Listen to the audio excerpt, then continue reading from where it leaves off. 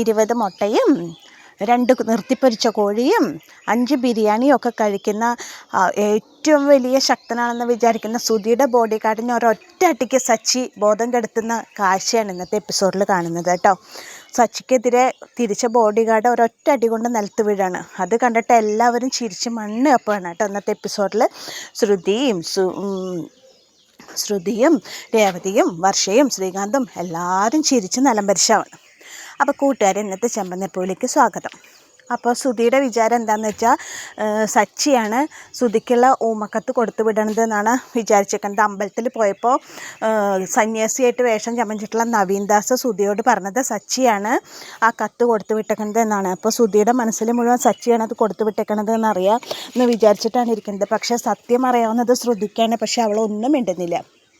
അങ്ങനെ വീട്ടിൽ വന്ന് സച്ചിയെ അടിക്കാൻ വേണ്ടി ബോഡി ഗാർഡിനെ കൊണ്ട് വരികയാണ് ശ്രുതി. അവൻ ഇങ്ങോട്ട് വരട്ടെ, അവനുള്ള ഞാൻ കൊടുക്കഞ്ഞ് സ്വന്തം ബന്ധമൊന്നും നോക്കില്ല എന്നൊക്കെ പറഞ്ഞിട്ട് അങ്ങനെ ഇരിക്കുന്ന സമയത്ത് രേവതി ഈ വിഷയം അവതരിപ്പിക്കാൻ വേണ്ടി സച്ചിയെ ഫോണിൽ വിളിച്ചുകൊണ്ടിരിക്കുക. പക്ഷേ സച്ചി ഫോൺ എടുക്കുന്നില്ല.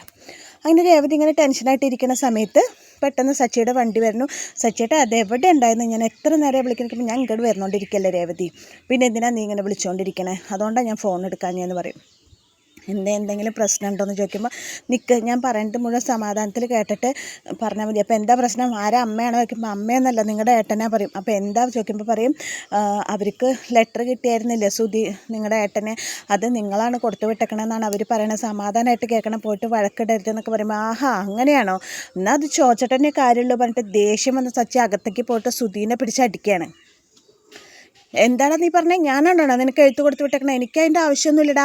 ഞാൻ നേർക്ക് നേരെ നിന്ന് പോരാടും, അല്ലാതെ ഞാൻ പിന്നെന്ന് കുത്തില്ലടാ. എനിക്ക് മുന്നിൽ നിന്ന് നേരിട്ട് തൻ്റെ അടുത്തോട് സംസാരിക്കാനുള്ള ധൈര്യം ഉണ്ടാന്നൊക്കെ പറഞ്ഞിട്ട് സച്ചി ഇങ്ങനെ പറയണം. അപ്പോൾ ശ്രുതിക്ക് അടി കിട്ടുമ്പോൾ ശ്രുതി ഓടി ചന്ദ്രമതിയുടെ ബാക്കിൽ ഒളിക്കുകയാണ്. അമ്മേ തല്ലല്ലേ പറയാമേ എന്ന് പറഞ്ഞിട്ട് ഇങ്ങനെ ഓടുകയാണ്. ഓടുമ്പോൾ സച്ചി പിന്നാലെ പൊട്ടടിക്കുകയാണ്. നീ എന്താടാ വിചാരിച്ച് എന്നെ പറ്റി എന്തും പറയാമെന്നോ? അപ്പോൾ ചന്ദ്രമതി പറയും നീ തന്നെയാണ് ലെറ്റർ കൊടുത്തിട്ടുണ്ടെന്ന് എനിക്ക് ഉറപ്പാണ്. അതിൽ ആദ്യത്തിൽ എഴുതിയിട്ടുണ്ടായിരുന്നു അമ്മ അറ്റാക്ക് വന്ന് മരിക്കുന്നു.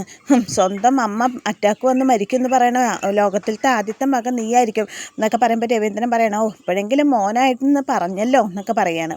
പക്ഷേ സച്ചി പറയും ഞാനല്ല ലെറ്റർ കൊടുത്തു വിട്ട്, എനിക്കതിൻ്റെ ആവശ്യമില്ല, പിന്നല്ലാതെ നീ തന്നെ അത് കൊടുത്തു വിട്ട്, നീ എല്ലാം എനിക്ക് 100% ഉറപ്പാണ് എന്നിട്ട് സച്ചീനെ അങ്ങനെ അടിക്കുകയാണ്.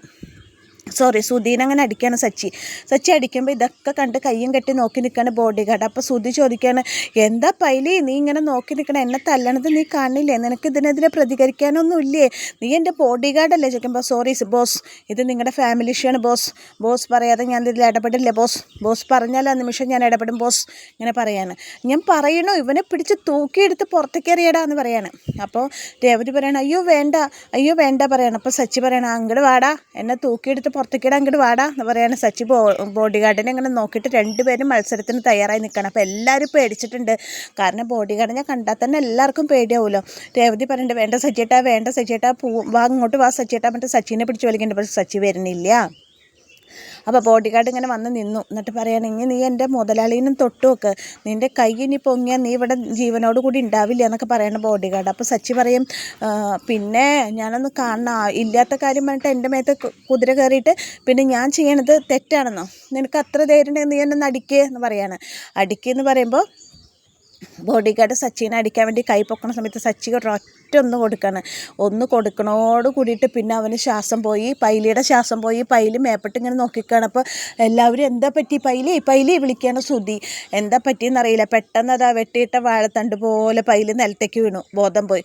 അപ്പോൾ എല്ലാവരും വന്ന് എത്തി നോക്കിയിട്ട് അയ്യോ പൈലി ചത്തോ ഇങ്ങനെ ചോദിക്കുകയാണ്.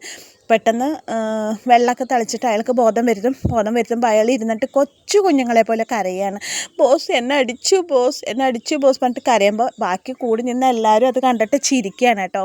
കാരണം ഇതാണോ ബോഡി ഗാർഡ് ചോദിച്ചിട്ട് ചിരിക്കുകയാണ്. അപ്പോൾ രവീന്ദ്രൻ പറയാണ് കൊണ്ട് കളയടാ ഇതാണോടാ നിൻ്റെ ബോഡി ഗാർഡ് ചോദിക്കണം. രവീന്ദ്രൻ ചിരിച്ചിട്ട് അപ്പോൾ ആകെ നാണം കെട്ട് നിൽക്കുകയാണ് ചന്ദ്രമതി ശ്രുതി. അപ്പോൾ ഇതൊക്കെ കാണുമ്പോൾ ശ്രുതിക്ക് ദേഷ്യം വരും. ബോഡി ഗാർഡ് അത്രയും നിന്നെയാണല്ലോടാ ഞാൻ 20 മുട്ടയും ചിക്കനൊക്കെ തന്ന് തീറ്റിപ്പോറ്റിയത്, ഇറങ്ങി പോടാ എൻ്റെ വീട്ടിൽ നിന്ന്, ഇനി നിന്നെ എൻ്റെ കണ്ണിൻ്റെ മുമ്പിൽ കണ്ടുപോകരുത് എന്നൊക്കെ പറഞ്ഞിട്ട് ശ്രുതി ബോഡി ഗാർഡിനെ ചീത്ത പറഞ്ഞിട്ട് ഓടിക്കുകയാണ്. ഇനി നീ എൻ്റെ ഏഴലക്കത്ത് വരരുത്, എൻ്റെ കടയുടെ പരിസരത്ത് പോലും നീ വരരുത്, ഇറങ്ങിപ്പോൾ. അവനൊരു ബോഡി ഗാർഡ് വന്നേക്കണു എൻ്റെ പൈസ മുഴുവൻ ചിലവാക്കിക്കാനായിട്ട് എന്നൊക്കെ പറഞ്ഞിട്ട് അങ്ങനെ ശ്രുതി അവനെ ആട്ടി ഓടിക്കുകയാണ്. ആട്ടി ഓടിച്ച് കഴിയുമ്പോൾ അടുത്തത് സച്ചി ശ്രുതിക്ക് നേരെ തരുമ്പോൾ ശ്രുതി പറയണ അതെ അക്രമമൊന്നും വേണ്ട, ഇനി നമുക്ക് സമാധാന ചർച്ചയാവാം. ആ ലെറ്റർ നീ തന്നെ കൊടുത്തു വിട്ടെന്ന് എനിക്ക് ഉറപ്പാണ്. ഞാനല്ല ആ ലെറ്റർ കൊടുത്തു വിട്ടത്, 100% ഞാൻ പറയണു. എനിക്കങ്ങനെ ലെറ്റർ കൊടുത്തു വിടേണ്ട ആവശ്യമൊന്നുമില്ല. എനിക്ക് സംസാരിക്കാനുള്ളത് എന്താണെങ്കിലും ആരോടാണെങ്കിലും ഞാനത് മുഖത്ത് നോക്കി സംസാരിക്കും. കത്ത് കൊടുത്തു വിട്ടിട്ട് എനിക്ക് ഒരാൾ ഇതാക്കേണ്ട ആവശ്യമില്ലേ പറയണ സച്ചി. അപ്പോൾ ശ്രുതി പറയണേ പിന്നെ അല്ലാതെ എന്നോട് പറഞ്ഞല്ലോ, സ്വാമികൾ പറഞ്ഞല്ലോ, എന്നോട് ആൾ പറഞ്ഞല്ലോ, ലെറ്റർ കാണിച്ചു കൊടുത്ത ആൾ പറഞ്ഞല്ലോ ഇത് നീയാണ് കൊടുത്തു വിട്ടേക്കണമെന്ന്. ആരാ നിന്നോട് പറഞ്ഞത്? അതാരെങ്കിലും ആവട്ടെ, നീ തന്നെയാണെന്ന് പറഞ്ഞല്ലോ. അങ്ങനെ പറഞ്ഞല്ലേ, അപ്പം ആരാ അത് പറഞ്ഞെന്നാൽ അവനാണെങ്കിലും അവളാണെങ്കിലും കണ്ടുപിടിച്ചിട്ട് തന്നെ ബാക്കി കാര്യം. പക്ഷേ ഇതൊക്കെ കേട്ടിട്ട് ഇങ്ങനെ ആകെ എന്താ ചെയ്യേണ്ടതെന്ന് അറിയാതെ അമ്പരന്ന് നിൽക്കണം കേട്ടോ ശ്രുതി പെട്ട പോലെയായിട്ടാണ് നിൽക്കുന്നത്. കാരണം ശ്രുതിക്കറിയാം ലെറ്റർ സച്ചിയല്ല നവീൻദാസാണ് കൊടുത്തു വിട്ടേക്കണതെന്ന് ശ്രുതിക്കറിയാം. അപ്പോൾ രവീന്ദ്രൻ ചോദിക്കും ആരാടാ നിന്നോട് പറഞ്ഞത്? ഞാൻ പറഞ്ഞില്ലേ സച്ചി അങ്ങനെ ഒരു കാര്യം ചെയ്യില്ലെന്ന്. ഇല്ല എനിക്ക് ഉറപ്പാണ് ഇവൻ തന്നെ. എടാ ഞാനാണെങ്കിൽ എനിക്ക് ലെറ്റർ കൊടുത്തു വിടേണ്ട ആവശ്യം എന്താ? നിന്നോട് ഡയറക്റ്റ് പറഞ്ഞ പോലെ പറയേണ്ട കാര്യങ്ങൾ. അപ്പം ചന്ദ്രമതി പറയാണ് എനിക്ക് ഉറപ്പാണ് ഇവൻ തന്നെയാണ്. ഇവനെ രക്ഷിക്കാൻ വേണ്ടിയിട്ട് ഇവൻ്റെ ഭാര്യയും കൂടി കള്ളം പറയാ. ഇവരെ ശരിക്കും ഇവിടുന്ന് പുറത്താക്കണം എന്നൊക്കെ പറയാണ്. അപ്പോൾ സച്ചി പറയാം നിന്നോട് പറഞ്ഞ ആളെ കണ്ടുപിടിക്കുക, അവനോട് ഞാൻ സംസാരിക്കാം, ഞാനാണ് കൊടുത്തു വിട്ടതെന്ന് അവൻ്റെ വായിൽ നിന്ന് തന്നെ കേൾപ്പിച്ചു തരാമെന്നൊക്കെ പറഞ്ഞിട്ട് സച്ചി പറയുമ്പോൾ രവീന്ദ്രൻ ചോദിക്കണം ശ്രുതി എന്താണ്ടായേ ചോദിക്കുമ്പോൾ സച്ചി പറയും പാറാട്ടത്തിക്ക് അറിയാമല്ലോ എല്ലാ കാര്യങ്ങളും, അറിഞ്ഞിട്ടുണ്ടാവില്ല, പറ ആരേ ലെറ്ററിൻ്റെ കാര്യം എന്നെ പറ്റിയിട്ട് പറഞ്ഞത് ആരാ ശ്രുതിയോട് ചോദിക്കുകയാണ്. അപ്പം ശ്രുതി ഇങ്ങനെ ആലോചിച്ച് നിൽക്കാൻ അമ്പരന്നിട്ട് ഈശ്വര ഇനിയിപ്പോൾ അമ്പലത്തിൽ നവീൻദാസ് പറഞ്ഞ കാര്യം പറയണോ എന്നിങ്ങനെ ആലോചിച്ച് നിന്നിട്ട് ശ്രുതി ഇങ്ങനെ ലാസ്റ്റ് പറയാണ്. നവീൻദാസിന് ശ്രുതി ഇങ്ങനെ ഫോട്ടോ കാണിച്ചു കൊടുത്തു. ഇവനാണ് എനിക്ക് ലെറ്റർ കൊടുത്ത് വിട്ടത് ചോദിക്കുമ്പോൾ ഫോട്ടോ നോക്കിയിട്ട് ഇത് നിങ്ങളുടെ കുടുംബത്തിൽ ആരെങ്കിലും ആണോ ചോദിക്കുകയാണ്. നവീൻദാസ് എന്ന വേഷം കെട്ടിയിട്ട് വന്നിട്ടുള്ള സ്വാമി. അപ്പോൾ ആദ്യം ഇത് എൻ്റെ അനിയനാ പറയുമ്പോൾ അപ്പോൾ ഇവൻ തന്നെയാണ് ലെറ്റർ കൊടുത്ത് വിട്ടതെന്ന് പറയാണ് നവീൻദാസ്.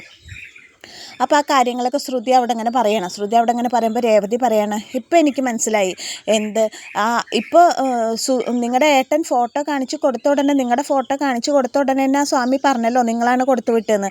അത് തന്നെ കള്ളത്തരല്ലേ? എനിക്ക് തോന്നുന്നു ആ സ്വാമി ആയിരിക്കും ഇതിൻ്റെ പിന്നിലെന്നാണ് എനിക്ക് തോന്നണമെന്ന് പറയാൻ രേവതി കറക്റ്റായിട്ട് ആ ഉത്തരം കണ്ടുപിടിച്ചു. അതോടുകൂടി ശ്രുതിയാകെ ഞെട്ടി നിൽക്കുകയാണ്. എന്താ ചെയ്യേണ്ടതെന്ന് അറിയാത്ത അവസ്ഥയായിട്ട്. എന്തായാലും രേവതിക്ക് സത്യം മനസ്സിലായി. രേവതി ആ ഭാഗത്തേക്കാണ് വിരൽ ചൂണ്ടുന്നതെന്ന് ശ്രുതിക്ക് മനസ്സിലായി.